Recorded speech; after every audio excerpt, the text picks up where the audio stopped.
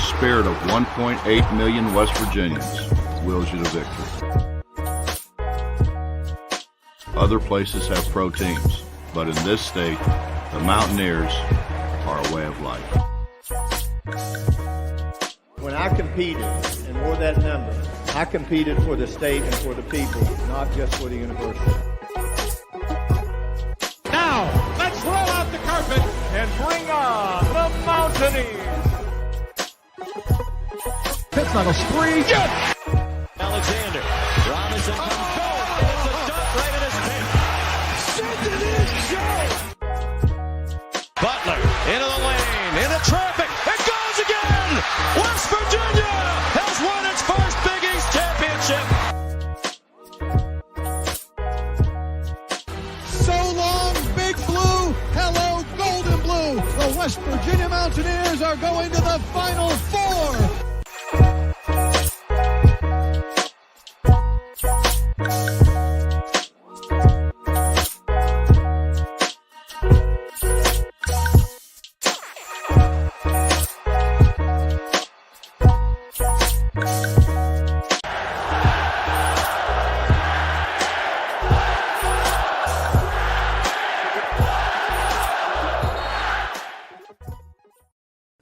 What's going on, Mountaineer Nation? Welcome into an emergency live stream here on the Country Roads webcast, little emergency edition of CRW Hoops, I guess you could say, as West Virginia has officially now completed the coaching search. I know we are all getting a little bit antsy of how this was going to turn out. Seemed to be a roller coaster of a week, right? One candidate was the favorite, then it was another. And then last night or early this morning, the reports came out that Josh Eilert might be named interim coach. We were all kind of sitting around today. I'm sure most of you were like me, refreshing your Twitter feed, refreshing your message boards, whatever you were following to try and keep up with this, refreshing, WVSportsNow.com, whatever site you follow, trying to keep up with when that would happen, when Josh Eilert would be named interim coach. And it probably took a lot longer than we would have liked, as antsy as we were, but we now know that that is indeed the direction for this season. West Virginia has named Josh Eilert as interim head coach to lead the WVU basketball program this upcoming season. And this first came from Hoppy Kercheval here. As you can see, let me get down to the tweet. I know I have it pulled up here somewhere, but he was the one that initially broke this 34 minutes ago now. Source WVU has come to terms with current WVU assistant Josh Eilert to be the interim head basketball coach. Since then, the reports have came out from other sources, and then now the university's official press release has been released detailing the promotion of Josh Eilert to interim coach. I'll go over that as well momentarily, but want to read through some of Hoppy's tweets here because this was kind of interesting. He was kind of talking a little bit about the hiring process and the candidates, of course, that we had talked about here previously on the Country Roads webcast. Andy Kennedy, John Beilein, those names, and seems like John Beilein and Eilert were kind of the final two ultimately. Even though it's appeared a couple of days that Beilein was out, maybe that wasn't the case. But some of these tweets here, WVU's first choice was former WVU head coach John Beilein, but couldn't close the deal. Hoppy goes on to state WVU felt it had to move on a tight timeline given the portal situation. Important to keep this roster together, which ultimately I think is why they go this interim route and try and promote Josh Eilert and hopefully get some of those guys to return that have entered the portal. We'll see what happens. The interim gives WVU time to do a more thorough search. Exactly. Now, and also throughout this week, you may have already vetted some candidates that you're going to be looking at come next off season and, next spring when you're looking for a permanent head coach. And of course, let's not rule out the fact of Josh Eilert having a chance to maybe have a strong season and be a candidate there as well. I think there was a couple more. Of course, WVU Metro News was the one that ran that article after Hoppy broke that, of course. WVU worked hard to try to secure John Beilein, but reportedly Gordon Gee and Ren Baker are high on Eilert. The key is keeping roster, especially after three players had entered the portal. Coaching search came at a bad time. Several other WVU coaches was interested in, did not want to leave their team at this juncture. And I think that's something we talked about along the way, right? No word yet on salary for Eilert. I've seen there from Hoppy as well, but I want to share the official press release, of course, with you guys. But as I go through here, I want to encourage you guys, of course, appreciate you guys tuning into this live. If you are in here, drop a like on the video, hop out of the chat real quick, hit that thumbs up button. It only takes a second, free, and it really helps this video's performance and future videos performances here on the channel. And if you're a WVU fan, be sure follow us here on the Country Roads webcast by hitting that subscribe button. Helps us and you, helps get more of this Mountaineer sports content out to Mountaineer Nation, covering WVU basketball sports updates, WVU football sports updates, roster updates, transfer portal, recruiting, you name it, right here on the channel. So if it's your first time tuning in, appreciate you being here. Be sure and subscribe to look forward to more future Mountaineer sports content. Also, be sure, if you are in the chat, drop your thoughts on Josh Eilert being named interim head coach for West Virginia basketball this upcoming season. Your questions about it, your comments, your concerns, whatever you got there, we'll address them as we continue throughout the stream here. But I'm going to try and cover some of the news topics as well and catch up on your all's comments in between. Got a couple people in here now. Appreciate you guys. West Virginia Guy 56 says, is this a good hire? I think that, that's a bit of a gray area, right? Because in my opinion, it's not wouldn't have been my first choice, but I think with kind of the way things were shaking out with players wanting to leave, if it wasn't, someone they were familiar with, this may be the ultimate outcome that you kind of had to go with to make the best out of a bad situation with where you were stuck here so late in the game. So I'm definitely not going to say it's not a bad hire, but it wouldn't be my first choice. And I know the thing a lot of people are going to knock is the fact that Josh Eilert has 0 head coaching experience, but everyone's got to start somewhere. That's the thing I keep looking at it as. And ultimately, to me, I was just ready for this to wrap up, as I'm sure all of you all were. And I think that there were certainly worse choices WVU could have made. So I don't think it's a bad hire, West Virginia Guy. I'll say that. And my main stance is I'm going to support whoever. And if promoting Josh Eilert helps us to be able to lure some of those players back that are in the portal and keep this roster together and maybe still have a successful season, I think that's great. Because, if you were to bring in, say John Beilein or one of the other candidates, I think that there wouldn't be any chance of those guys returning, and you may lose more guys. And then you're looking at a season where you're winning, less than 10 games total rebuild starting over. So I think that for the future of West Virginia basketball, this may be the best decision they could have made at this time. You get an interim guy that, fingers crossed, may keep some of this roster together. We'll see how that plays out moving forward. And hopefully this season, that means it's not going to be a total collapse. You're still going to be competitive this season. And then come next spring, you can really have a search in which candidates are going to be more likely to consider you because it's not so late in the game like it was at this time, which is why I think West Virginia struggled to get some of those external candidates that they were reaching out to. Mountain Man says, hopefully transfers come back now. Yeah, exactly. Fingers crossed. I know that this is one of the guys they were pulling for. So ultimately, you got to think at least a couple of them might. One of them I don't think is going to. I'll talk more about that here in a bit. I got that pulled up as a news topic for later on in the stream. Greg Adams says, now their job is to wipe off that interim title. Exactly. It's up to Eilert now, right? He's going to be around this season, and then I'm sure he'll be one of the guys interviewed if they interview other people next spring, or maybe he blows them away and they don't even interview anyone and he remains head coach. But certainly hell of an opportunity right here for Josh Eilert, a young assistant coach, to take over this program and see where he goes. Greg Adams also says, this is what I wanted short of Beilein. I appreciate you tuning in and chiming in. And yeah, I think I've made it well known here that Beilein was my number one choice. I've always been a fan of John Beilein. But, looking at it, glass half full, I think this is probably the best decision you could have made besides John Beilein, in my opinion. And as bad as I wanted John Beilein, I think that may have decimated the roster for whatever reason. The reports were that a lot of these players were not high on John Beilein, and a lot of them had straight up said they probably wasn't going to play if he was the hire. So I think not only would you not had a chance to get some of the guys back, you would have even lost more. So ultimately, if you're, stuck between a rock and a hard place, was where Ren Baker was in this situation. So I think all in all, this is definitely the best hire you could have made. And outside of Beilein, I'm right there with you. I agree, Greg. Eric says, I think it's a decent decision based on situation overall. Gives more time. 100% agree. Couldn't agree more. WVU football going deep. Appreciate you, man. Is it a good hire? We won't know for a while. Is it the best possible in the current situation? Quite possibly. Will Everhart be willing to work as an assistant to him, and do we want him to? All great questions. All great questions there, Forrest. Always appreciate you, man. Luke Bart says, yes, let's go. Yep, indeed. Got it wrapped up. Mountain Man says, are they going to keep the rest of the staff? I would assume with it being Eilert, yeah, they definitely would. I know I'd seen some people floating around something with, Ron Everhart, DeMar Johnson still as assistants, maybe Ruoff getting promoted. And there's a rumor that Jordan McCabe could even join the staff as a graduate assistant. We'll see. But let me share the official press release from the university with you guys.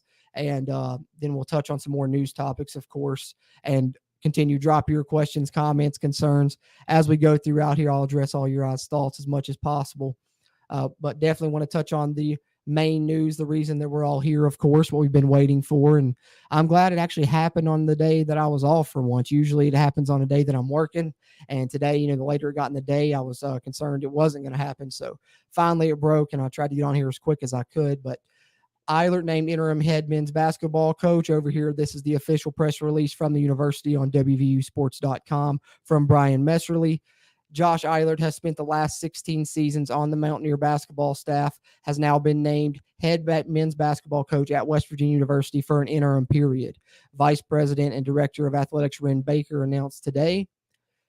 Ren Baker's statement here: I spoke with knowledgeable basketball people around the country over the last week, including coaches, professional basketball executives, and others of whom I trust to identify a strong group of candidates to speak with.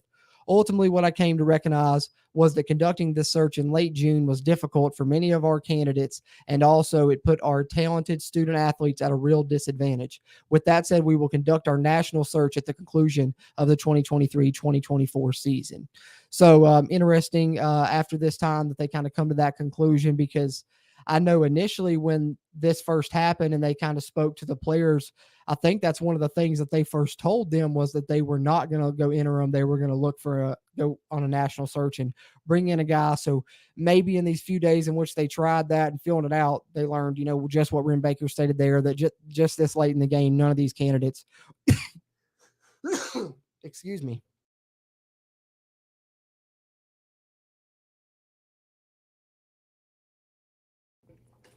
Ooh, sorry about that. None of these candidates were going to leave their current programs this late in the game, unfortunately, for West Virginia, I think. So, interestingly enough, if they started off not wanting interim, they kind of complete 180 and then come back to that option. And like we discussed earlier, that may be the best overall. We'll see. Since coming to West Virginia in 2007, Eilert has helped the Mountaineers earn 11 NCAA tournament appearances, including the 2010 Final Four and 5 NCAA Sweet 16s. He was a part of the staff, although last season was his first season as an actual assistant coach there on the bench. Josh Eilert is the right person to lead our men's basketball program next season, Ren Baker added. He has been an important part of our success, and he has displayed great integrity, work ethic, and dedication. He has been involved in all facets of our program during his time on the basketball staff, and he has earned this opportunity to coach our team on an interim basis for the 2023-2024 season. Our athletics department will provide Josh, his staff, and our student athletes with a great support system, and we'll do everything we can to ensure a successful season. Change is never easy and always presents challenges, but I am confident that this is the correct decision at this time. Moving forward and continuing our preparation for the upcoming season is the top priority right now for our program. And then let's scroll down here and get a little bit of Eilert's statement. Eilert says, I would like to thank Ren Baker, President Gee, Rob Alslop, Steve Urias, and the rest of our administration for believing in me and giving me the opportunity to lead our storied Mountaineer basketball program. I would also like to thank Coach Huggins for retaining me on his staff at K-State in 2006 and for bringing me to West Virginia in 2007. I've learned so much from Coach Huggins, and it was an honor to work for a Hall of Fame coach for the last 17 years. I'm excited about this opportunity to lead the wonderful group of guys that we have in our locker room. They have been working extremely hard on the court, in the weight room, and in the classroom since they returned to campus on June 5th. In the coming days and weeks, I will be solidifying our roster and getting our team ready to head to Italy this summer. So interesting. With the promotion of Eilert, it seems like the trip to Italy still in play in August. So that should be good for, cutting his teeth a little bit with this new group, as well as hopefully this new group building chemistry, and hopefully it's the majority of who we thought it was going to be. Like I said, we'll talk more about that moving up, but that's a little bit of the statement there on the university's press release. The final statement here, I guess, from Eilert. He would also like to thank his wife, Brandy, his 3 children for being incredibly supportive of him during his career. His 3 children were born in Morgantown, and West Virginia is a place that they are so proud to call home. They love being a part of Mountaineer Nation, and he will continue to put everything he has in seeing our student athletes succeed on and off the court. So great stuff there. And it's going to be his first ever head coaching experience. That's something we've talked about. And I know that's the big knock for a lot of people, but you can see the climb here on the press release, just kind of gradually moving up. And you've heard, guys and seen guys do that in the past, ended up having great careers, and he's still young enough that he could certainly take off. And this is a great opportunity for him. Starting off as a graduate assistant at K-State, then the video coordinator at West Virginia from 2007 to 2013. And then he was promoted to coordinator and director of basketball operations up until last year, where he was then given the assistant athletic director for basketball operations job and the assistant coach gig, which now has turned into the interim head coach job there for Josh Eilert. So there's the university's official press release, and the graphic they shared there. Can find that over on WVUsports.com. So catch up a little bit more with your all's thoughts, and then we will touch on some more news topics here as we go throughout. Appreciate you guys tuning in here. Like I said, if you are in here, hit that thumbs up button, drop a like real quick. It'll really help us. And if you're not subscribed, be sure and do that as well. Zachary, appreciate you, man, tuning in and chiming in. He says they probably saved a couple of million with this hire, maybe more to the players thinking about leaving. Good point there as well. We know the university's in the red right now, unfortunately, right? So that's another aspect of this that's probably not going to go unnoticed from the outside looking in. But definitely save some money on this hire probably as well. BB says, hopefully the players stay. Yep, that's what we're looking at now. Personally, I don't expect to see any more enter the portal at this point, and I'm just looking to see what happens with the ones that already have. WV Football Going Deep says, hope Eilert is his own man and not a Huggins front.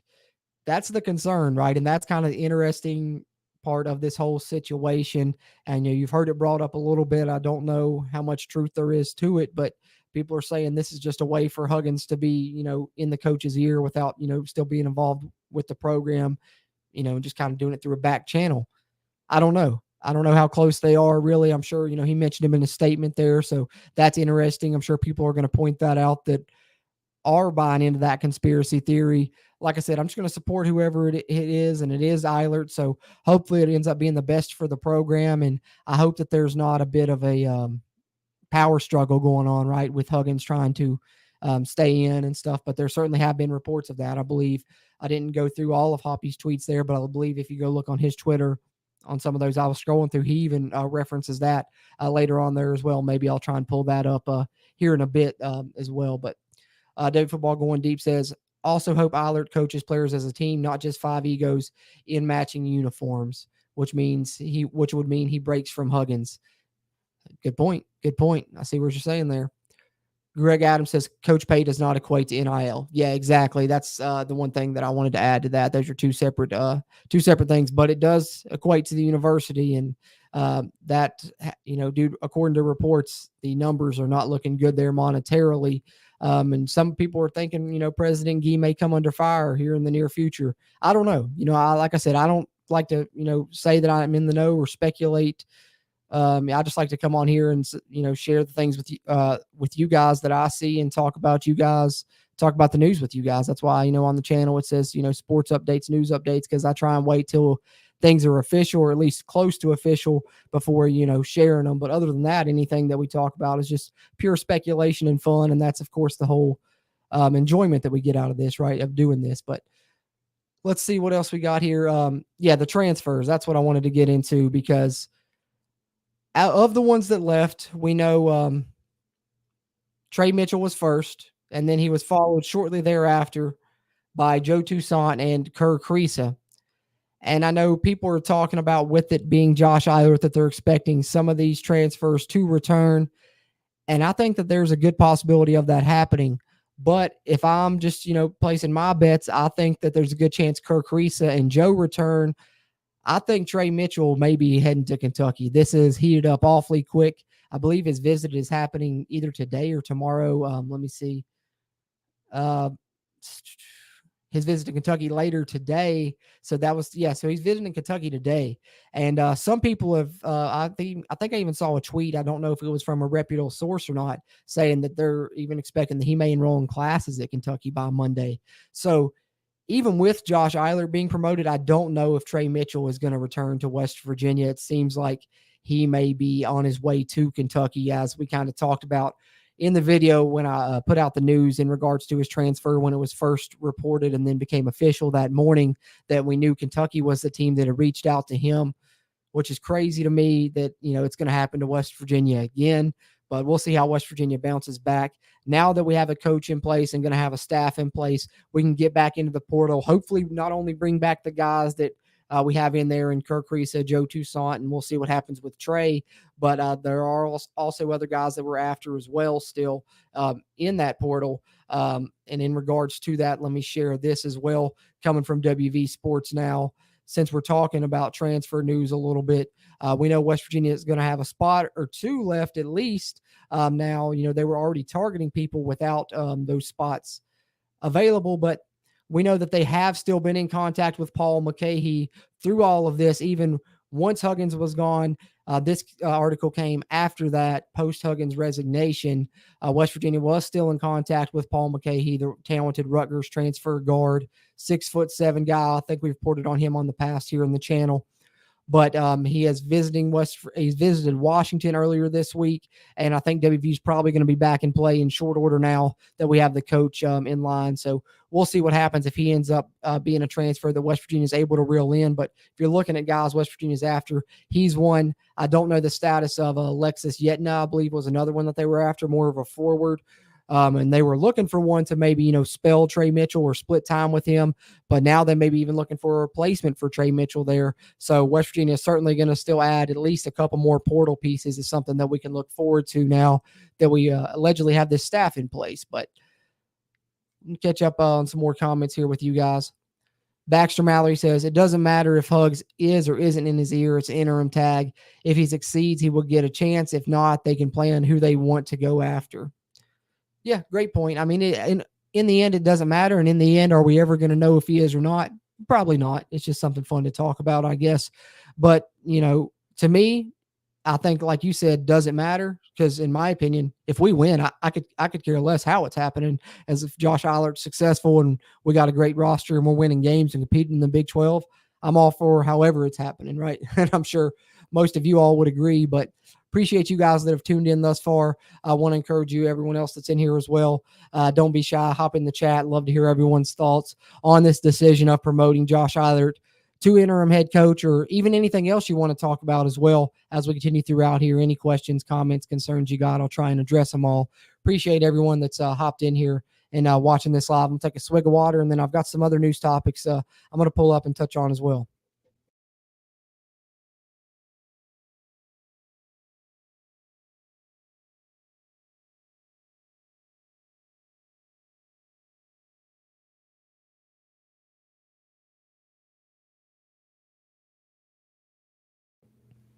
I know a lot of you are probably surprised it's not coffee. I've been trying to cut back on the coffee to just about half a pot a day or so. So trying to drink more water. But Joe Toussaint, of course, we talked about him briefly. Hopefully he'll come back, but we do know West Virginia's got some stiff competition to try and get him back, it does appear, if he doesn't, just want to completely come back and buy in now that it's a coach that he's familiar with, because this also, of course, coming from WVSportsNow.com, great place to find any Mountaineer sports info there. This article from the great Ethan Bach, but Joe Toussaint has already heard from 14 plus schools since he entered the transfer portal here, as reported by Joe Tipton from On3. And some of those schools here, you can see a long list of names: Kansas State, DePaul, Western Kentucky, Seton Hall, Nebraska, Notre Dame, St. John's, Georgetown, Texas Tech, Spit, Oklahoma, Oklahoma State, Gonzaga, and Cal. So tough competition to get him back potentially, but I think that there's a good opportunity for him here. And hopefully now that it's a coach that, they were, a fan of, I think that there's a good chance that at least one of Kirk Risa or Joe Toussaint returns to West Virginia. And we're going to need that. Can't afford to lose both those guards, I think. So hopefully West Virginia is able to lure at least one of those, if not both, back to the Mountaineers. I'm going to pull up, let's see if I can pull back up that tweet that I was talking about from Hoppy as far as the Coach Huggins situation that's kind of been reported on briefly, but not too much really. I don't think that from a lot of people that are on the outside may not have heard a lot about this. Let me see if I can share this. Okay. Coaching search may have been complicated by the fact that former coach Bob Huggins still has his hands in the program. Sources do not believe Huggins has accepted that he is no longer the coach. So, there it is, and that's, straight from Hoppy Kercheval, the same person that broke this news. So, it's pretty much gospel when it's coming from, certain members of the media. And I think Hoppy's definitely one of those. And so it's kind of gone from rumor to a little bit of a fact now, I guess you could say. But interestingly enough to me is the fact that Josh Eilert is only being considered for an interim basis, right? So with him saying sources do not believe Huggins has accepted that he's no longer the coach, the wording here in this tweet, I think that maybe Huggins was rooting for the interim gig for Eilert as well, so that he could hopefully maybe throw his name back into the ring next season. Maybe that's what he's hoping for. And, we were talking a little bit before about the aforementioned Gordon Gee. Maybe Bob Huggins knows something we don't. And by that time that search rolls around, maybe there'll be a different president. I'm absolutely have no idea. You know what I'm saying? I'm just throwing scenarios out there because this is certainly an interesting angle with this Huggins speculation and, now kind of confirmed by Hoppy here. So interesting. We'll see what happens with that coaching search next season. Like I said, I'm hoping that West Virginia is just so successful this season with Eilert that they just let him continue running with it, because that's what I'm hoping for, as I'm sure all of you are in Mountaineer Nation as well, is the most successful basketball season possible. So hopefully Josh Eilert has that and it's a non-issue, but it's going to be interesting to see how that plays out next season as far as what chess pieces are on the board as opposed to what were there when Huggins was, going to be fired and ended up resigning. And if he does try and get back into the coaching game, and if West Virginia doesn't allow him to do so when that rolls around next season, they're trying to conduct that search, does he maybe say, okay, that's fine, I'm still going to coach, and try and throw his hat into other coaching searches? I don't know. There's a lot of different angles to look at with that, and it's going to be interesting when that coaching search rolls around, but lot to talk about in the meantime. Until then, I think, of course, now we're probably turning our attention to the roster, right? Can we get those guys back? Are we going to be able to keep everyone else in check?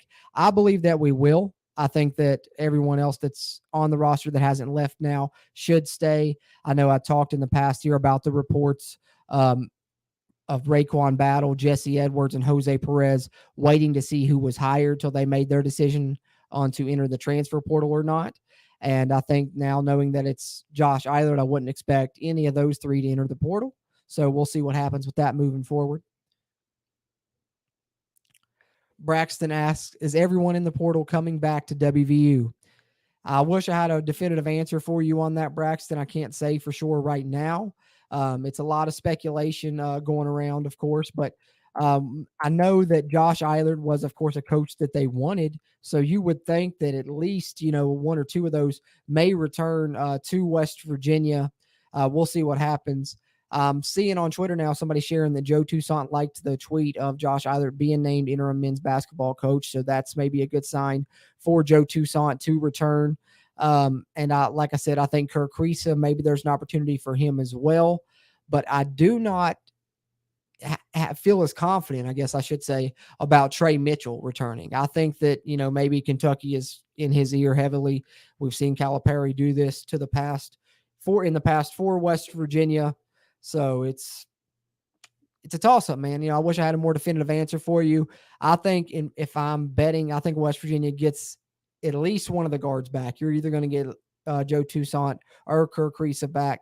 Personally, I don't think that Trey Mitchell's coming back, but you never know. You never know.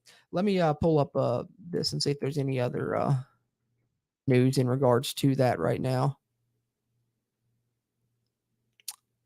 Oh, here we are, actually. Right on the money. Right on time. WV Sports Now. Like I said, guys, great coverage over there. Right on time, just as we're talking about it, just as you asked the question, Braxton. Let's see here. See if I can pull it up, share it with you guys. Ethan Bach right there 8 minutes ago with the Bach bomb on WVSportsNow.com, guys. Report, Joe Toussaint considering return with the Eilert hire. So great news already coming through, and hopefully it just continues to come through. I would love for it to come through while we're on this stream so I can report it right here and share it with you guys, and we can talk about it immediately like we are here now. WVU transfer guard Joe Toussaint is considering a return to West Virginia after the announcement of Josh Eilert being promoted to interim head coach. He told CBS Sports' John Rothstein. And we just shared the article about over 14 schools reaching out. So that's great news because, like I said, a lot of schools reaching out. We knew it would be stiff competition, but with it being Eilert, sounds like great chance of Toussaint potentially returning.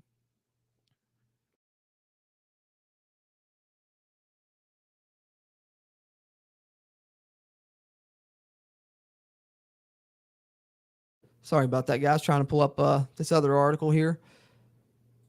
And I think this is interesting and something to talk about because it goes back to kind of what we talked about a little bit earlier when we were talking about the potential guys that West Virginia was going to bring in, whether it was going to be John Beilein or they were going to promote from within with Josh Eilert, or the one external guy that I think a lot of this roster liked. The only one that they really wanted was Andy Kennedy. I think if it was any external guy besides Andy Kennedy, the transfer portal players would have definitely stayed in the portal and some more may have left.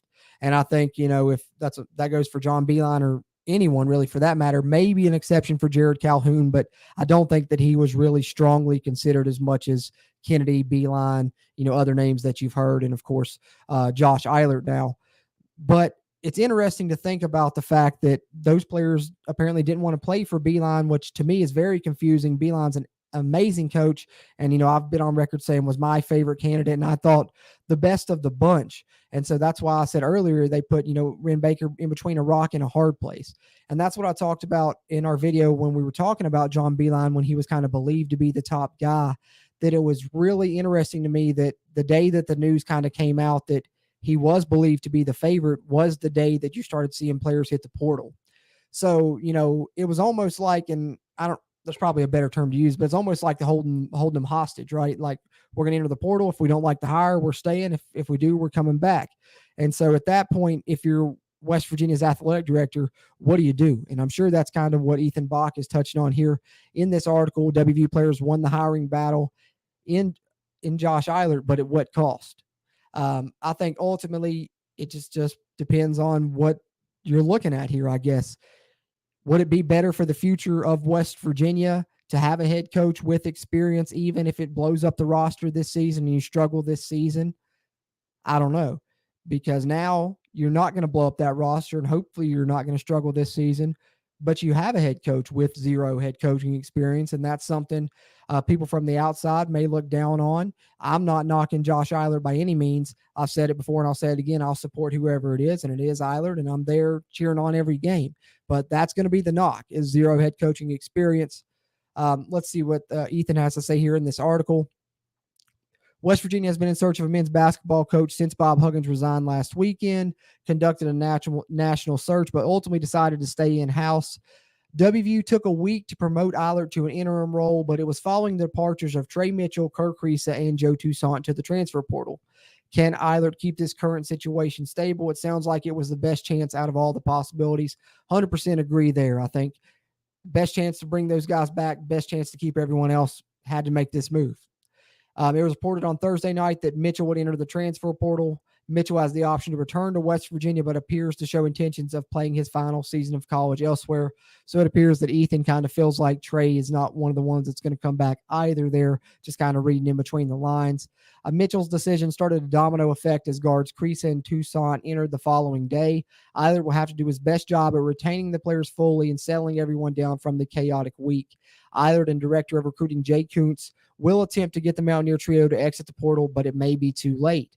So sounds like, not total confidence that Toussaint or Creasa could return, but we got the report that Toussaint may at least. So we'll see. But after a week of many different sides wanting their own guy, the West Virginia players won the battle with Eilert getting the interim tag.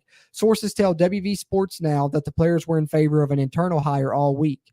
Rumored candidates were Andy Kennedy, Jared Calhoun, John Beilein, Ron Hunter, Richie McKay, and Pat Kelsey, all which we reported on previously here on the CRW as well.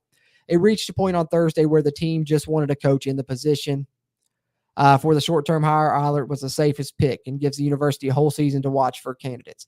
Absolutely. So interesting there. Wanted to scroll through that, and that does indeed, coincide with the things that we've kind of discussed in the past about it being a little bit of a power struggle between, the administration and the players a little bit in this hiring process, it seems, especially when you look at the fact that West Virginia could have promoted the interim, the day after Huggins or, a couple days after.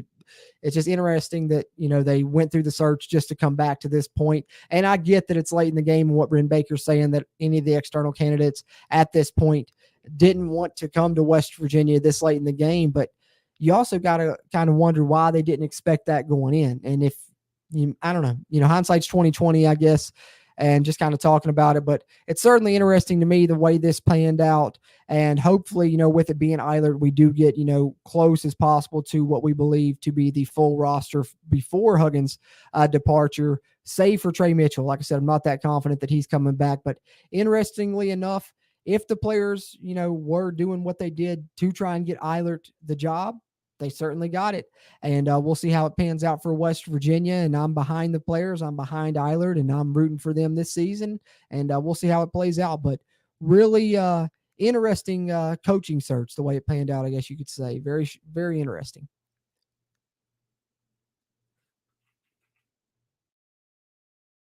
See if you've got any more comments to catch up on, you guys. Appreciate you guys tuning in here, running about 30 people strong. Appreciate that. That's a lot more than we usually have, live, just when we're doing it only on YouTube here, but going to continue all live streams moving forward. Probably here be YouTube exclusive. So if you used to watch us on Facebook, Twitch, etc., trying to hone in more here on the YouTube side. So just going to be putting them on the YouTube channel, but the audio for most, or at least select ones, I will turn into bonus episodes there of the CRW podcast there for people that like to listen on the audio side. And I'm sure within the next few days, we'll release a CRW Hoops pod when me, Steven, and Bradley all try and get together and talk about this, talk about the search, talk about the future. And maybe by then we'll have some news on these transfers as well. But if you're subscribed to us here on YouTube, we appreciate it. If you're a WVU fan and you aren't, be sure and do so. A lot of updates coming from us here, basketball and football related. And, if you do like podcasts, be sure to check us out there as well. You can find us Apple Podcasts, Google Podcasts, Spotify, Stitcher, iHeartRadio, Amazon Music, you name it. Appreciate you guys, though, that are in here live. Or if you're watching this on a playback, even appreciate that as well. Braxton says, I like your videos. Keep it up, man. Hey, Braxton, appreciate that. I like it when you chime in here and comment here in the live streams, and always enjoy chatting with you as well, man. Eric says, come on back, Joe, and other guys too. Yeah, fingers crossed, fingers crossed. I'm pretty confident, especially with that report, John Rothstein's usually spot on. And if Joe Toussaint told him that himself, which is what it sounded like from the report there, I'm pretty confident that Toussaint's back. Hopefully, I'd say 60% confident right now that he's coming back, maybe following that. So fingers crossed for Kirk Creasy, because I'd love to have both those guys on the roster. I think that'd be a hell of a 1-2 punch there at the point guard position. Charlie says, West Virginia basketball needed a change anyway. Bob Huggins is one of the best, but the game has changed so much, and the Mountaineers have been going downhill these past several years. Yeah, it's definitely something that I've heard, other people say as well, that they thought, Bob Huggins was kind of, coming towards the end here. And I'm sure despite, if everything hadn't happened, we may have only had, a couple more seasons or so, I think, so left with Bob Huggins. I think that's one of the reasons that they really made, a concerted effort, Jake Kuntz and the rest of the staff, to go out and try and assemble a great roster for this season. And I believe they would have done that in subsequent seasons for Huggins, to try and have him, go out on top and have a successful season. So, I don't necessarily disagree with you. I think that he still had a couple years left in him personally, but we've seen a lot of that old guard, those older type coaches, move away from the game. When you look at Roy Williams, you look at Jay Wright, Mike Krzyzewski, and of course now Bob Huggins as well, Jim Boeheim, all those guys. So not necessarily wrong there, Charlie, and appreciate your comment there, of course. Eric says, if you think about it, every coach had no experience at one time, even though this will be in the spotlight more. Wish Josh the best, and will support as always. Great content. Thanks. Appreciate that. Means a lot. But, to me, I 100% agree. Everyone's got to start somewhere, is the way that I've been, trying to put it out there. But, of course, the counterpoint to that's going to be, it's very, very rare. And I don't know I would like to see if there's any other cases of anyone's very first collegiate head coaching experience being directly at a Power 5 program. That's got to be a first or close to a first, I'm sure. So it's going to be an interesting experiment to see how it pans out for sure. But like you said, I'm right there behind them and cheering along the way. So we'll see what happens. We'll see what happens moving forward. Let me check here a couple other things, see if there's any other articles to share with you guys basketball wise. I do have a couple of football topics. You know, we like to cover both sports here on the Country Roads webcast. I want to touch on as well. If you guys don't have any other comments in the meantime, but always encourage continue to drop you at those, whether it's your thought on Eilert being promoted or any of the news topics we've touched on or anything else for that matter. We really love the interaction there, and it's the whole point of these live streams is getting to chat with you guys about the news, whereas, you know, the pre-recorded videos is just kind of us putting it out there. Of course, like, I always try and respond to your all's comments as much as possible in the text form, but I really enjoy it on the live stream, just getting to have that right, you know, dialogue back and forth live right here on these streams. That's always nice. So, but let's see what we got here. I think I saw something else on the university's official site. If I can get it pulled up here, I'm struggling.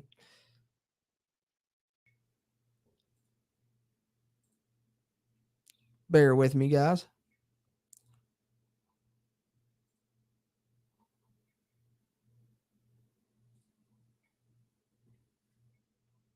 Okay, so in addition to the statements he made in regards to Josh Eilert, I just now realized on the university's official website on WVUsports.com as well, prior to that announcement, they just posted a message from Vice President and Director of Athletics, Ren Baker, just kind of his own individual press release. So I'll read through this now briefly with you guys, catch up on your all's comments, touch on what football topics I got, and then get out here before too much longer. But really appreciate you guys that jumped in here live and chatting with me. And before we get out here, be sure to drop your thoughts on the hiring of Josh Eilert, his promotion to be interim coach for West Virginia this season. Would love to hear your thoughts on that subject or anything else as well. But let's read through Ren Baker's statement here. You can find this on the university's official site there, WVUsports.com. He says, "Dear Mountaineer Nation, last weekend we embarked on a national search for a new men's basketball coach. I had the opportunity to connect with our incredible current men's basketball student athletes and many former letter winners, alumni, donor, and fans, all of whom truly love West Virginia University and want the very best for our athletic programs. A common refrain from all of them was for us to find an elite coach who fits our culture and who is ready to build upon our storied tradition. To that end, I spoke with knowledgeable basketball people around the country over the last week, including coaches, professional basketball executives, and others of whom I trust to identify a strong group of candidates to speak with, some of whom I did. But ultimately, what I came to recognize was that conducting this search in late June was difficult for many of our candidates because of the timing, and also put our student athletes at a real disadvantage, unsure of what the future held for them. After consultation with President Gee, we have offered the head coach position on an interim basis to current assistant Josh Eilert, who will proudly and effectively serve through the end of the 2023-2024 season, at which time we will begin anew with our search for a permanent head coach. Coach Eilert has spent the last 16 seasons on the Mountaineer men's basketball staff, currently serving as an assistant coach and formerly as assistant athletic director of basketball operations and as video coordinator. Coach Eilert has played a vital role as he has touched all aspects of our basketball program, from scouting to recruiting, player development to game planning, and we are thrilled to have him lead our program this year. And we know Brandy, Brennan, Emery, and Tristan will continue to play a larger role in our WVU basketball family. This has not been an easy time for any of us who love our university and our athletics program, but I'm confident that we have great days ahead of us. I ask all of Mountaineer Nation to rally around Coach Eilert and his staff, and most importantly, the tremendous young men in our basketball program. Sincerely, Ren Baker, Vice President and Director of Athletics." So pretty cool there. I really appreciate that, he put that out even prior to, the official press release announcing the hiring of Josh Eilert. And I think his final statement there is kind of the best advice I can give to Mountaineer Nation, whether you're someone that was pulling for this Josh Eilert hire and hoping it to be him promoted from the beginning, or if you're someone that's been more skeptical of it being him because of the lack of head coaching experience and, jumping right into the Power 5 level. I think the best advice to give is just rally behind him, rally behind, hopefully, building this roster back and maybe getting some of those portal guys back and hopefully turning, a hot mess of a situation. Look back 2 weeks ago, we were all riding high, number 1 or number 2 transfer portal class in the country, Hall of Fame coach looking to go out on top. Flash forward 2 weeks later, Hall of Fame coach gone. Some of those players may be gone. And now you have an interim coach, breaking it in, for the first time ever, getting his head coaching experience at the Power 5 level. So the best thing we can do as Mountaineer fans after we've been sent through that whirlwind and this tumultuous time, I think, is just throw those gold and blue glasses on for this season. Let's, report. We'll report on this roster as it builds for you guys. Hopefully we'll get some of this transfers back. But regardless of who's on this roster, when it ultimately shakes out, we know Coach Eilert's going to be leading them on the bench, and that means a lot of these assistants are going to be retained, which means Jay Kuntz is going to be retained, which is one of the things that a lot of these players that were threatened to transfer wanted. So that's big. And with all that, I think, putting those gold and blue glasses on a little bit, just cheer for a successful season. Let's see how it turns out. What's the worst that could happen? I always talk about in football, I say 12-0 or 0-12. I think basketball is 30 games. So it's 0-30 or 30-0. I know myself, like the rest of you guys that are tuning into this, are probably going to be there tuned in every single game, watching all 40 minutes, win or lose. And it's going to be exciting because we love, watching Mountaineer sports. And that's why we all love to talk about it. So, the best thing that came out of that statement from Ren Baker, which, I'm a fan of Ren Baker. I know some people have been on him because of this coaching search and how it's went, going a week and then still going the interim route. But let's take into account, the silver lining there. They've also had a chance to vet some candidates that they may consider in the future when this job comes open, in the spring, in addition to Josh Eilert, who I assume will be a candidate again, to have that interim tag removed. But we know that they're going to be looking come the end of this season. So within that week, they certainly vetted some candidates. So I think, Ren Baker was put in a bunch of really tough situations since he came to West Virginia. Look at what all he's had to deal with, from Neil Brown being on the hot seat immediately when he came in and people wondering, are you going to fire him? And then the basketball coach leaves on the women's side, has to replace her. He has the first Huggins incident, 6 weeks ago or however long that was now. And then turn around, boom, he has to, be a part of an ushering of Huggins out that I'm sure something is something that he never wanted to do. And then has to try and replace that coach late June, very tough situation. So I think for all that Ren Baker has had to deal with, he's certainly done a hell of a job. And the thing that I like is he's been really transparent with Mountaineer fans. He's gone on multiple podcasts and shows and also, putting out statements like that. He's done that, on every one of those situations that I touched on, those, big impactful situations. He's been putting out statements on the university's official sites. And not only the statements that come with, the hirings and everything else, just like that one was a separate statement just to kind of address things and let Mountaineer Nation know where they're at and why things went the way they did. And I appreciate that as a fan, and I hope you guys do too. And I think that Ren Baker is going to be really good for the future of West Virginia. We just got to sit back and let it play out. And, whether you were wanting this hire or not, just get behind it now because it's the way it is at this point, and that's what we're going to have for this upcoming season. And hopefully we get some of those players back and have a good season here on the basketball side. Catch up on some of these comments, and then I'll switch gears with you guys, and we'll touch on some football topics that I got pulled up, and I'll get up out of here before too much longer. I'm going to take a swig of water, and I'll catch up on some of your all's comments. Encourage you guys, drop any thoughts you got on the hiring of Josh Eilert as interim coach, the West Virginia's expanded search next spring. Anything you want to talk about there, drop it in the comments. We really appreciate that.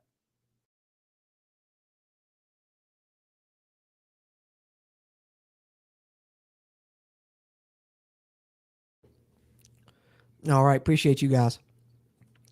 Kenny Evans, appreciate you tuning in and chiming in. He says, good luck to new coach. We hope all goes well, but I'm getting drunk will cause you to lose your job.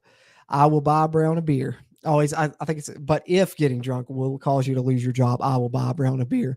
Yeah, I've seen that. I've seen some people, say something similar in regards to that. And I know a lot of people are feeling that way about Neil Brown being the coach this season. They wish, he was gone instead of Huggins. I've seen things like that, but the same thing I'll say to that is the same thing I said in regards to this Josh Eilert hire. You can go back last season and listen to our, few final game review podcast, our end of season podcast for the football side, I was in the camp of wanting a new coach at that time. And so I understand where you're coming from, Kenny. But now that I know that it's Neil this season, I'm just personally hoping for the best season possible.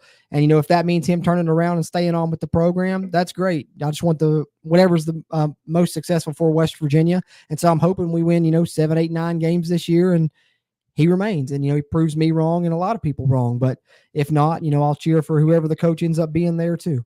But appreciate your comment, though, Kenny. Really do. That's pretty funny.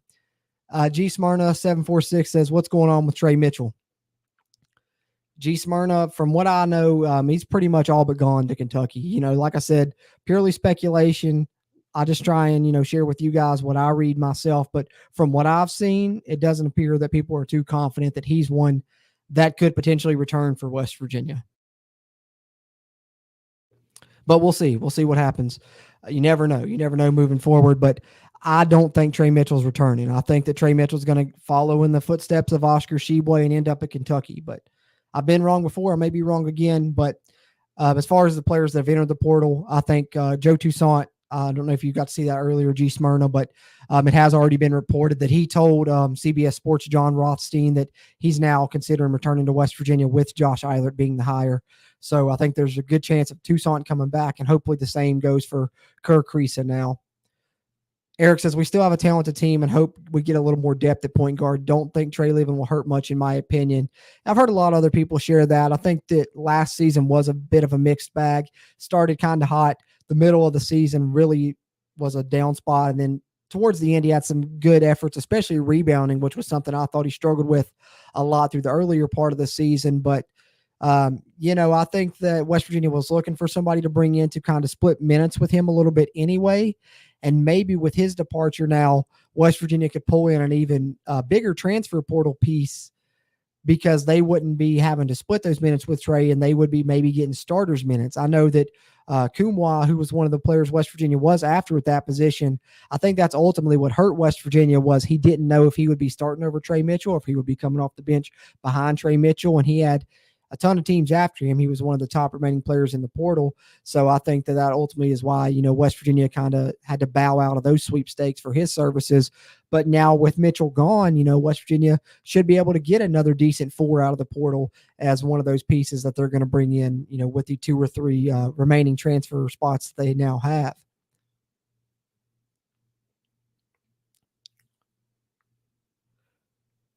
He's certainly doing a better job overall than his predecessor. I'm guessing that's in regards to Neil. Yeah. I mean, it's a toss-up, but it's debatable, I would think. But I certainly would say recruiting-wise, it's no debate whatsoever. I think, and I'm hoping that this year is the year we start to see that come to fruition, kind of see the fruits of that recruiting labor come to fruition, rather, because we know that those classes have been pretty good. And, we're going to see those guys on the field this season. We're going to see a lot of C.J. Donaldson, all those Neil Brown recruits. It's almost fully Neil Brown recruits now on the roster. And I've also, heard from, a lot of the coaches that they feel this is the first time they have the team chemistry to the way that they want it. So I think this is the year that Neil Brown's going to be judged on, obviously with him already being on the hot seat. But I also think this is the first year that Neil Brown can be fully judged with what he does with his players and with, his pieces on the staff. Because I've talked about in the past how, Graham Harrell was kind of forced upon him by Shane Lyons, which then in turn brought in JT Daniels. And to me, that just ended up being square peg in a round hole. And so it wasn't really a part of the plan that they were trying to develop from the beginning. They kind of sidestepped a little bit from that plan last year. And now it's like they're full go back into it this season. And they have, all Neil Brown's pieces roster wise and on staff. So he's certainly going to be judged by how it turns out. But I think he's doing a better job and 100% doing a better job on the recruiting trail. W Football Going Deep says, I have 4 YouTube accounts and all 4 have now subscribed. Had only subscribed with 3, so now you need 3 more subscribers. Oh, that's awesome to hear. I appreciate that. Yeah, I didn't even realize till earlier we're desperately close to 1,000 subscribers. So if you haven't subscribed to us here, it's really quick. I mean, just back out of the chat, hit that subscribe button really fast. It's free, doesn't cost you anything. Gets our videos, straight to your YouTube feed. So you get WVU sports updates. And why would you not want those if you're a West Virginia fan? Putting out roster updates, transfer portal updates, recruiting updates, etc. So yeah, definitely. If I'm only 3 away, let's try and hit that 1,000 tonight. I'd really appreciate that. And of course, that's a goal a lot of people that have YouTube channels aspire to, and it would be an honor to reach it. And so very close, and that's going to be awesome when that happens. That's pretty cool. Thanks for sharing that, and I appreciate you doing that as well. And if you guys haven't, go ahead and check out that channel there, the name that you see on the screen, WVU Football Going Deep. That's a friend of the show here on the Country Roads webcast, Forrest Poston. He does great stuff there, really putting out great content. I've watched almost all of your videos now. Still got a couple more I got to catch up on, I think, but really great analysis of a lot of things. He's ran through all of the position groups, talked a little bit about the Pitt game last year, and talked a lot about, things upcoming this season. And he really has great knowledge about WVU football, the roster, the players, and the game in general. So also, if you're a West Virginia fan, be sure to check out WVU Football Going Deep if you haven't already. And hopefully we're going to do a collaboration sometime in the future. Now that this coaching news has come out and stuff, we're going to try and get together, of course, prior to football season here once our schedules can line up. But definitely check out WVU Football Going Deep if you haven't already. Braxton says, do you know the teams that have reached out to Kerr in the portal? I'm sure I can find that really quickly. I don't know right off, but I can get that.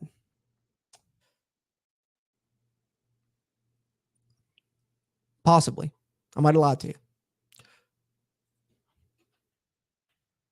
Usually you search portal contact list, comes right up, but I'm sure if Joe Toussaint had 14 plus, I'm sure that it's similar number, I would think.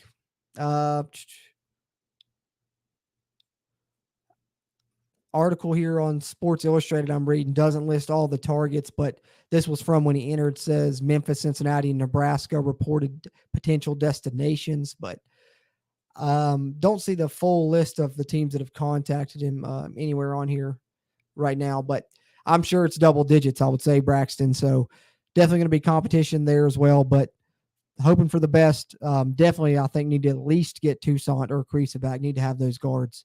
Appreciate you guys providing your thoughts, on this roster, on this coaching hire. Continue. Drop any final thoughts you have, whether it be on Josh Eilert being named interim coach, the roster, these transfer pieces that West Virginia is trying to bring back, and some of the targets as well, or anything else you want to discuss there. Drop any questions, comments, concerns you got in the chat there. I'm going to touch on a couple football topics, and then we will get up out of here before too much longer. I've been wanting to touch on this one because I already covered the athlon aspect of this.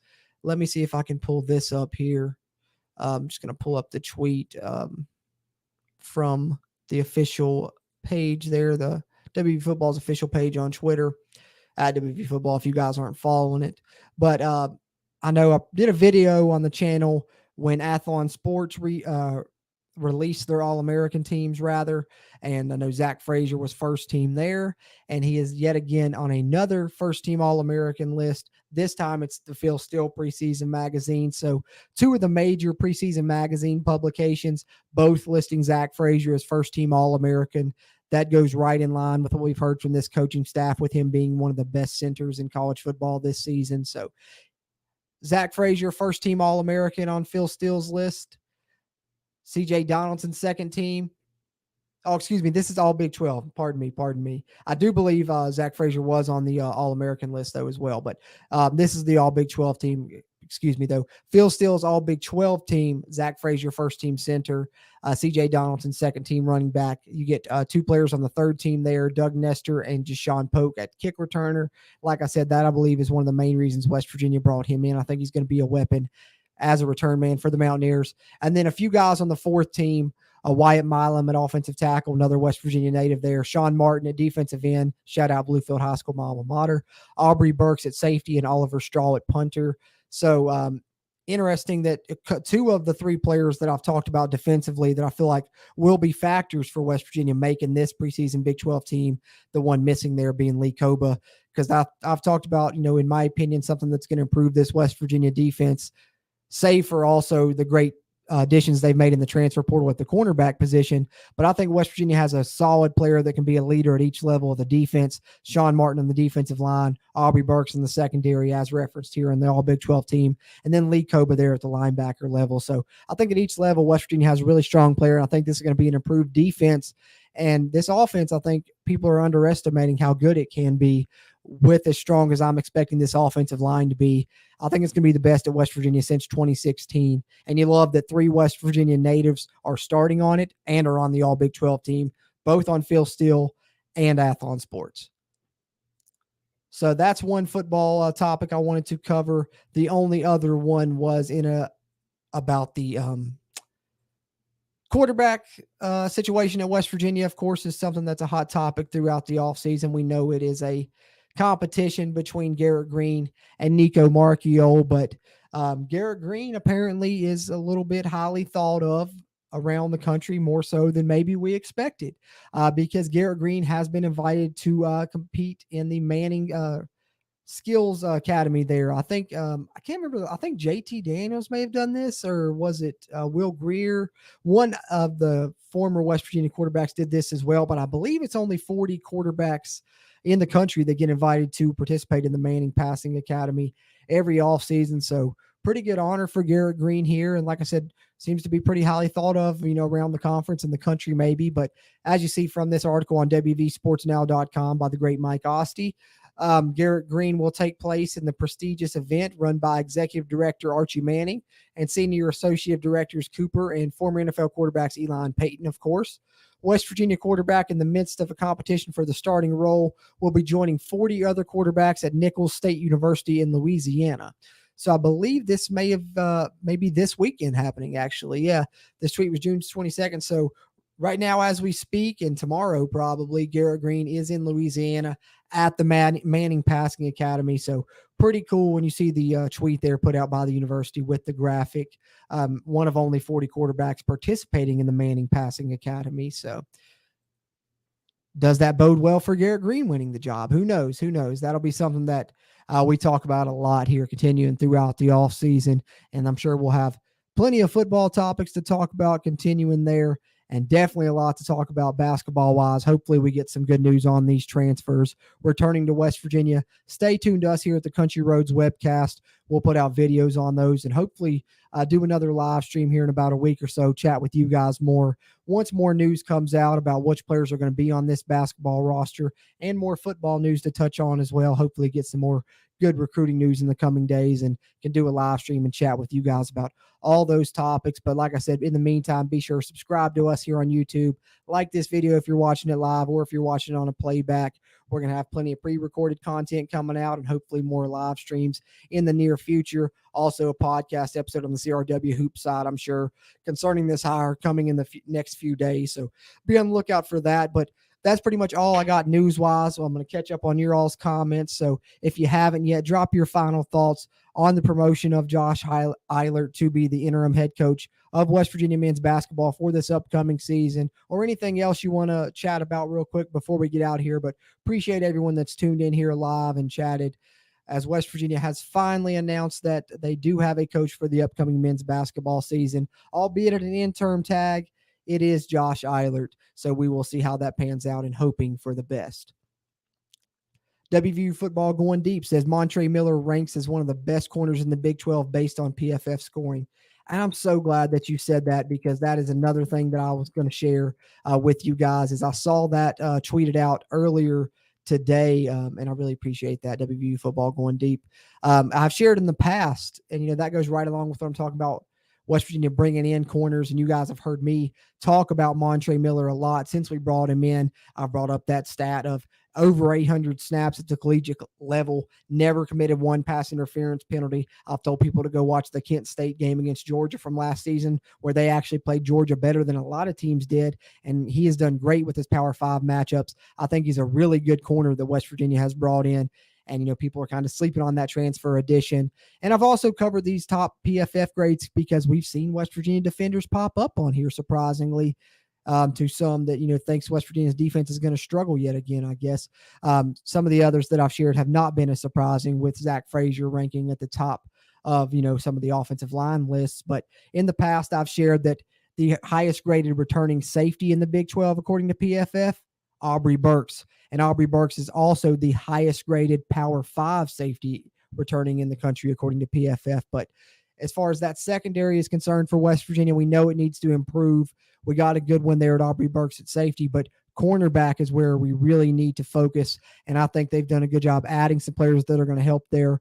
Beanie Bishop, some other guys, but the one I've been high on is the one I was talking about there earlier, Montre Miller. And you see here, he is in the top 5 highest graded corners returning in the Big 12 conference here, according to PFF, with a 76.2 overall grade. So that bodes well for the Mountaineers looking to improve the defense. I really appreciate you bringing that up, WVU Football Going Deep. Had that down in my notes to pull up that tweet and completely missed it. So perfect timing. But moving on here.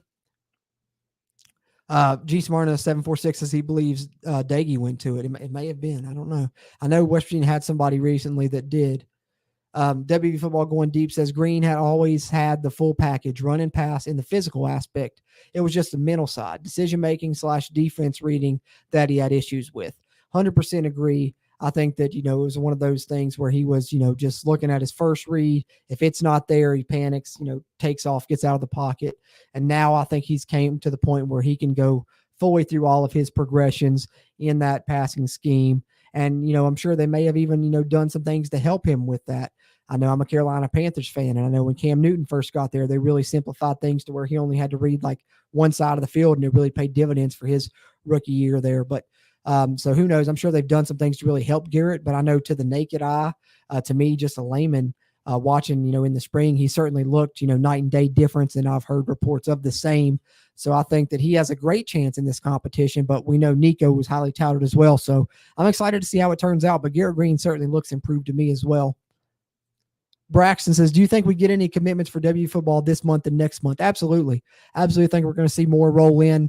I think there's still some silent commits that they haven't rolled out. I actually saw a Let's Go tweet from Shadon Brown just yesterday or day before, and haven't seen a commitment announced since then. So I think there's one. And then also I know a couple of my colleagues, Coos and Mountaineer Paul, both have done videos talking about Khalil Wilkins, who is a quarterback recruit target for West Virginia in this upcoming 2024 class.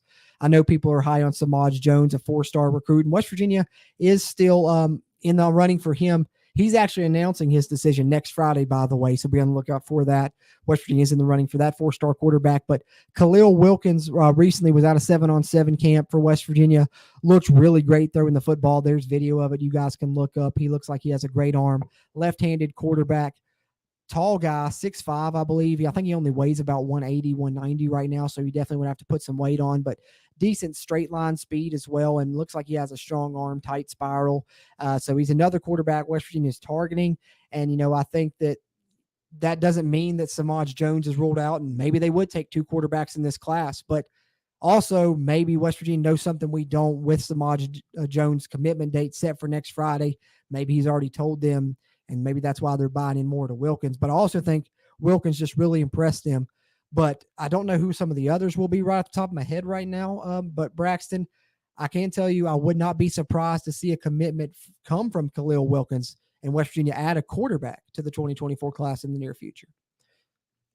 W Football Going Deep says, shall we talk about the possibility of signing a 2024 commit for QP in the next few days? I swear I didn't even see that comment, but that literally, yeah, we just did. How about that? W Football Going Deep. Miller has put on 20 pounds or so since coming to WVU, was only around 173 before. Coach is very happy. That's awesome to hear as well.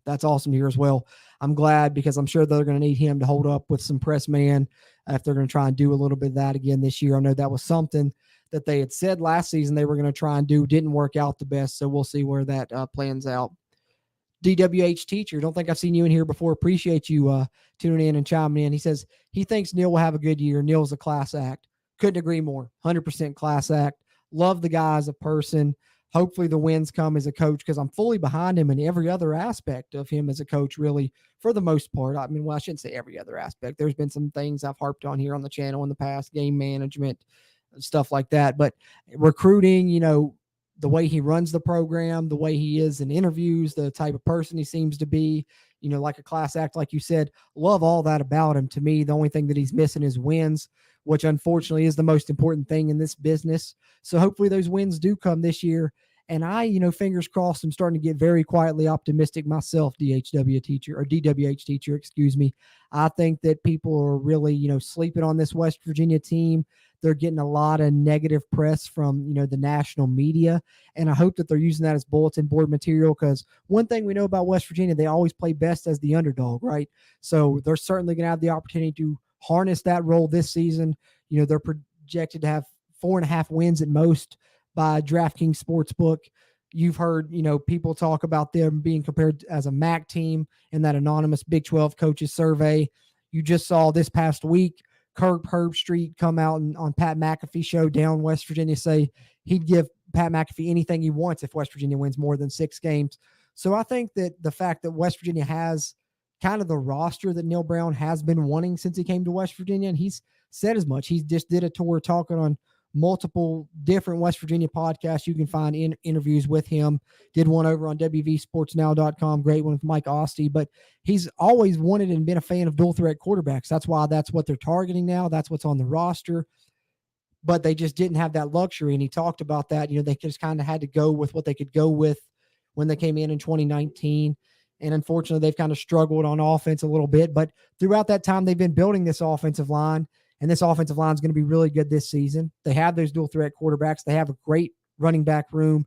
This offense is going to surprise some people. And I think this defense is going to be improved as well.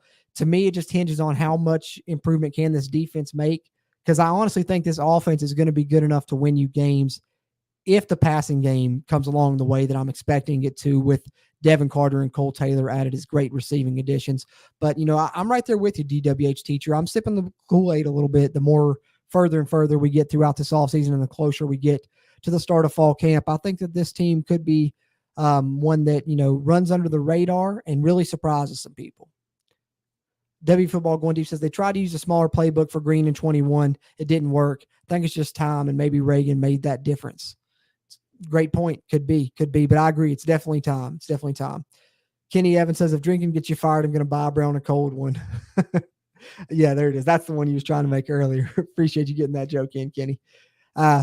Eric Cruz says, we love the underdog role. Just ask Owen Schmidt. Exactly. And countless other WVU underdogs that have come through. And we've got some on this roster that, were underdogs themselves. Look at Garrett Green, under-recruited. Zach Frazier, who's one of the best centers in the country, under-recruited. And a lot of players in this roster can lay stake to that claim, I'm sure. So not only with the national media against them, I think they got a lot of things that are kind of stacking up to be chips on their shoulder that really, I think this team, culture-wise, I talked about it being where Neil Brown and the staff wants it, but I feel like they're really going to have that Mountaineer mentality, and we're going to see a team that's blue-collar and fights and is tough this season. That's what I'm hoping to see, as well as an improved win total, but I think we're going to see a team that we can all really be proud of as Mountaineer fans. That's what I'm hoping to see from this Neil Brown team. And if not, as Kenny said there, maybe it's no more trust in the climb, but until then, I am trusting the climb, Kenny. Sorry, man. I'm back in that camp. I got to trust it as long as the coach is here. And also, I just really like that slogan. That's why I bought, I got to trust the climb hat. And I think I got a t-shirt or something, but I just like the slogan. I think it's pretty cool. I think I got 2 trust the climb hats actually, and I hate that it's tied to Neil Brown, so that people have kind of, went against that now. So once Neil Brown, if he does end up going, it's going to go, because I think it's a cool slogan for Mountaineers. We are always climbing. So, trust the climb. But like I said, in regards to this hiring of Josh Eilert on the basketball side, I'm going to support whoever the coach is and hope for wins no matter what. So I'm definitely not going to actively root against Neil Brown, but wins certainly do need to come this season, and I see why people are where they are with him. And Kenny asks, in turn with that, how many wins will keep Brown this year, honestly? He's certainly got to get to a bowl game, but I would say he's got to win at least 7, I would think. So whether that's 6 wins and winning a bowl game, and I think that one thing Ren Baker has said is he doesn't like to, set a number on it, but I'm sure in his head, he just wants to see a successful season. And there's a lot of factors that go into that, if injuries play it, out throughout the season. But to me, I think you're just probably looking at it, if you're Ren Baker, on a game-to-game basis, especially if you're looking game 1 to game 12. Has this coach shown that this team has improved from game 1 to game 12? Does he show the signs of being able to build a program? Those are probably the things that he's looking at. But objectively, certainly got to get back to a bowl game. And I think, probably 7 wins. Some would say maybe even 8. But I think he's definitely cannot miss a bowl game again and probably still needs an extra win. I would go 7.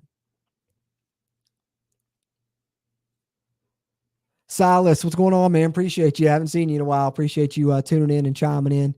He says, thought John Beilein would be awesome to have back, but maybe he's too old and didn't want the job again.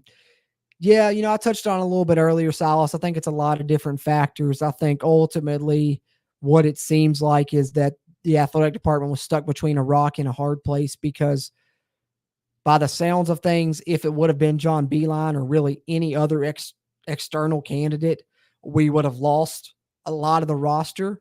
Not only the players that are already in the portal, but we know of 3 others that were kind of wavering, which hopefully now should be locked into place, and I believe are, those being Raekwon Battle, Jose Perez, and Jesse Edwards. So I think that with those factors in play was something really working against John Beilein, and why the athletic department kind of chose to promote to within. That was part of the factor there. So I would have liked to seen John Beilein too, but with the circumstances, it just wasn't the right time, I guess, and it was really just a tough time for West Virginia with this search in general. And, of course, Wren Baker stated as much in those statements I shared earlier. Sal says, sorry you arrived late, family stuff. Hey, no worries, man. That's what the playback's for. Hope you go back and catch it. We've read through Josh Eilert's official release there on the university, statement from Wren Baker that he released prior to that, touched on some transfer portal targets that West Virginia still may go after and they have been in contact with throughout this process. Touched on the report that Joe Toussaint is looking to return to West Virginia now. He told CBS Sports' John Rothstein, and then some football topics as well. So a lot of news topics that we touched on, Silas. So definitely check out the playback with you coming in late, and a lot of good questions and comments brought up by you guys as well. So I appreciate that. Everyone that tuned in here, Bill Young getting one in late says Neil Brown's a good dude that's way over his head. A lot of people share that opinion, and I think this season's going to go, in a lot of ways to determine if that is true or not. He certainly is on the hot seat, right? We definitely can agree on that point, and he's definitely a good dude. I'll agree with you there, and whether he's in over his head or not remains to be seen, I guess. We'll see how this season turns out, and if he ends up staying on as West Virginia coach. W Football Going Deep says, if you walk the WV hills, you know that the climb isn't straight up a ladder. It's complicated, but it's pure WV fun. 100%. Couldn't agree more there. And what a great comment to end on. But I appreciate everyone that did tune in here live and share your thoughts on the hiring of Josh Eilert as the interim head coach for West Virginia this upcoming men's basketball season. Like I said, now we look to see if we can get some of those transfer pieces back and what else we can add to this roster now that we have the coaching staff in place. So stay tuned to us here on the Country Roads Webcast YouTube channel throughout the coming days. I'm sure we're going to release a CRW Hoops pod. We're going to put out videos when more news comes out in regards to those transfer pieces, whether it be ones we're trying to retain or bring in. And then, of course, there will be a ton of football off-season news moving forward, and hopefully some good news on some of the 2024 recruits we talked about a little bit throughout this stream. But I appreciate you guys tuning in and chiming in as always, and looking forward to the next one of these where we get to chat with you guys again. But hopefully you guys stay tuned to the Country Roads Webcast in the meantime and in between time for plenty of WVU sports news, and we look forward to bringing it to you, whether it be on the basketball side or on the football side. We now do know that Josh Eilert will be leading this men's basketball team this upcoming season, and hopefully it's a successful one. But looking forward to it just as much as you all are throughout Mountaineer Nation, and be looking forward to the next live stream as well. Until then, as always, I'm Jordan Cruz, and until next time, let's go Mountaineers.